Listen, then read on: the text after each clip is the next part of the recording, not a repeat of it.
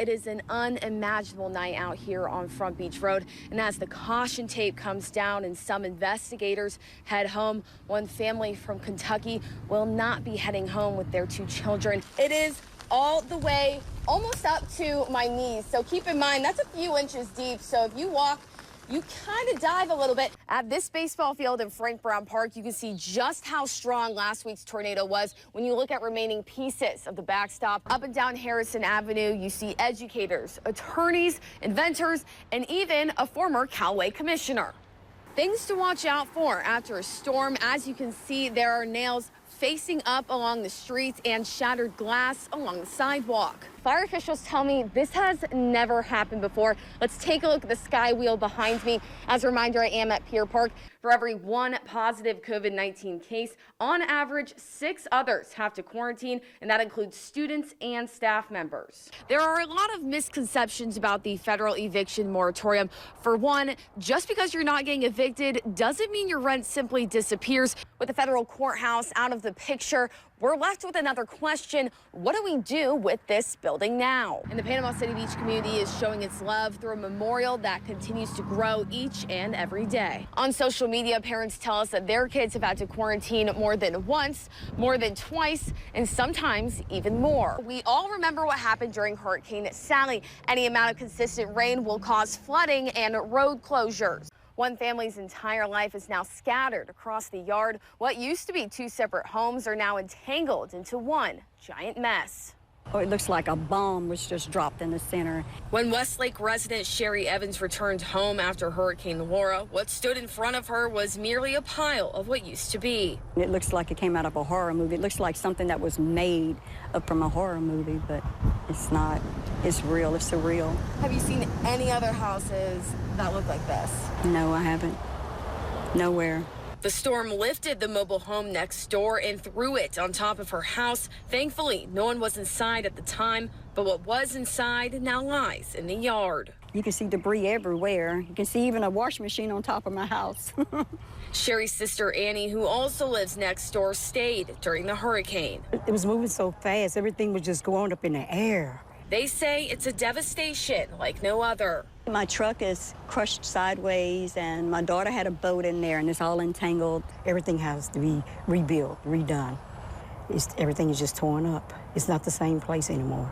Sherry says she's taking it one day at a time, and while she may not recognize what was once called home, she believes better days are coming. I'll have to start over again, but God, I know God is going to make a way.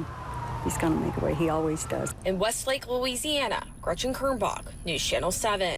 What was supposed to be a joyride took a dramatic turn for one family. Thursday night in Panama City Beach, 6 tourists found themselves stranded in a SkyWheel boxcar more than 180 feet dangling in the air. We experienced a power outage in the area, and we think that's part of the causation for this incident. Panama City Beach fire officials say none of the SkyWheel's backup mechanisms were working. Management here told fire officials that nothing like this has ever happened before at any other SkyWheel locations. So it became apparent fire crews were going to have to go up there and get them down themselves, but not without the help of some neighbors.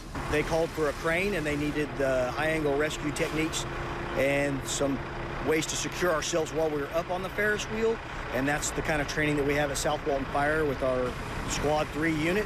But it wasn't until a couple of hours after the initial dispatch call, crews were able to set up the crane and make their way to the top, only to realize the mission was going to be more complicated than originally planned. And we thought we were going to have a fairly simple rescue, which with the wind picking up, it added a level of complexity in trying to maneuver the cart to get access to those folks. But we were able to successfully put a rescuer on top. Soon enough, the boxcar's doors were opened and the arms inside reached out for help. And 2 by 2, their feet touched the ground once again. About 6 hours total time being in the car till we were able to get them on the ground. At the end of the night, first responders made sure what goes up always finds its way back down. In Panama City Beach, Gretchen Kernbach, News Channel 7. Earlier this year, former Bay Haven principal Jamie Vickers received a $250,000 settlement from her former employer, Bay Haven Charter Academy. I feel like justice has been served. I feel like I have been vindicated. The settlement amount that was paid to me, I think, speaks volumes. But she says this case was not about money. My goal or end game was never to litigate my concern. Vickers claims she was sexually harassed by Bayhaven Chief Education Officer Larry Bollinger. In her lawsuit, the first allegation states she was slapped on her behind. There was no slap. That just didn't happen. Bollinger sees things a different way. I was walking out, she and I were walking out, and it was a casual, unintended touch. And I said, oh my gosh, I'm so sorry. I'm so sorry. And so, no, there was no slap in any way. There was nothing intentional. Vickers' lawsuit also alleges she was harassed on 2 other occasions by Bollinger. The suit also claims Vickers was rated as a high-performing educator for years, but she says she started getting poor reviews after she denied Bollinger's sexual advances. Bollinger says it's because she wasn't doing her job. She was not evaluating the teachers. She was not following the policies. She was less than truthful with the superintendent, the CEO and board. Bollinger denies all allegations against him. My feeling is that she came up with all of these allegations in order to somehow better her position. An internal investigation by Bayhaven Human Resource Coordinator Elizabeth Austell found Bollinger violated the harassment policy on one claim, but did not confirm or deny her other claims. Austell's report calls it a, quote, serious violation of our expectations for a person in his position. In the internal investigation that Ms. Austell did, she does have in her findings that you did violate the policy.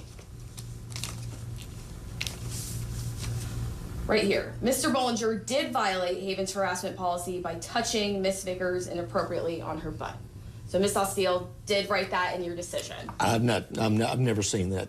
And you were never aware of this? No.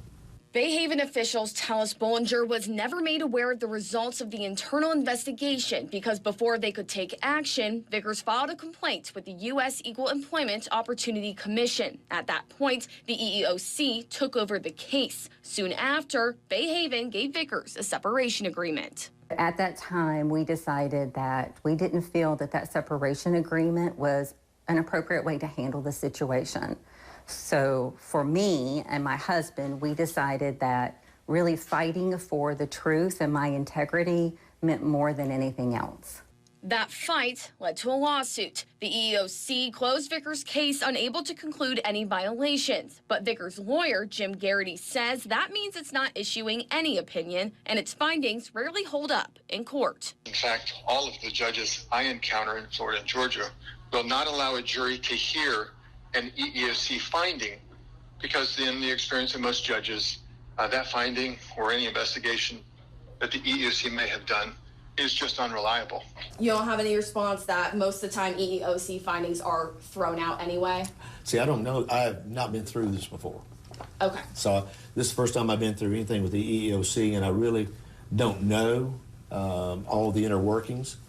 This isn't the first time Bayhaven has dealt with the EEOC. Bayhaven has now paid out $850,000 in 4 settlements. The results of a 5th lawsuit are still pending. Each of the 5 women who sued Bayhaven first filed a claim with the EEOC. School leaders say they have insurance to cover these payouts. To me, this is part of a large organization and basically what happens with nearly 400 employees. And these things sometimes happen. You deal with them the best you can. If you make mistakes, you make those changes and go forward. Bollinger maintains he's done nothing wrong. There comes times when there are employees, perhaps that do not agree with the decision that was made, and then can come back and just, manufacture facts, manufacture allegations. Those allegations can result in lengthy court battles. Bollinger says it's cheaper to settle than go to court. That's not a prudent use of the public dollars. But public dollars are spent on insurance premiums. On top of that, for each case, the insurance deductible costs $5,000. But do you think that's okay, still paying the $5,000 deductible? Well, we have to have insurance. So you have to have insurance to drive your car. And so, yeah, do you think it's okay to pay your deductible if you get in an accident to get the car fixed? Yeah, but do you think there's a problem when you get in an accident every single year? Well, I'm not sure we got an accident. I think we're probably talking about apples and oranges here. From 2016 to present, Bay Haven's insurance premiums have gone up about $39,000. But Bay Haven officials say there are many reasons why that can happen. There's a lot of money being spent, and with that money being spent, whether it's an insurance premium or a direct dollar out of budget, these are all resources that could be going to children. For Vickers, she says it was a difficult decision. She knew the results would be catastrophic to her career. To be quite honest, after seeing several women coming forward and them also having lost their jobs, I feared for my job. She hopes sharing her story leads to change. Work environments in Bay County can no longer be the way they were. In Bay County, Gretchen Kernbach, News Channel 7. Trends of the potentially fatal virus are falling, but health officials stress the battle is far from over and remind the public to remain vigilant. One local teen is working to set up proper disposal boxes for American flags. Former President Trump acquitted in his Senate impeachment trial today on charges he incited the deadly attack at the U.S. Capitol. The weather is taking a major toll on the country's COVID vaccination efforts. But many of you have probably noticed holiday lights are up much earlier than normal in your area. Some families have taken advantage of warm days to put them up